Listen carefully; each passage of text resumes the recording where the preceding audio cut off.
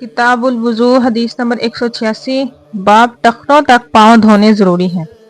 ہم سے موسیٰ نے بیان کیا، انہوں نے کہا ہم سے وہیب نے بیان کیا، انہوں نے عمر سے، انہوں نے اپنے باپ یحییٰ سے خبر دی،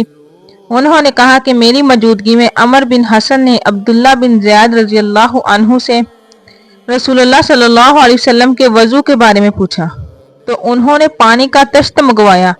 اور ان پوچھنے والوں کے لیے رسول اللہ صلی اللہ علیہ وسلم کا سا وضو کیا۔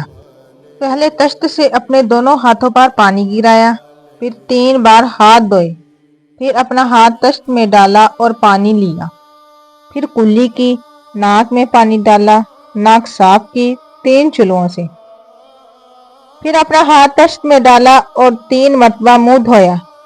پھر اپنے دونوں ہاتھ کہنیوں تک دھوئے، پھر اپنا ہاتھ طشت میں ڈالا اور سر کا مسح کیا، پہلے آگے لائے پھر پیچھے لے گئے، ایک بار پھر ٹخنوں تک اپنے دونوں پاؤں دھوئے۔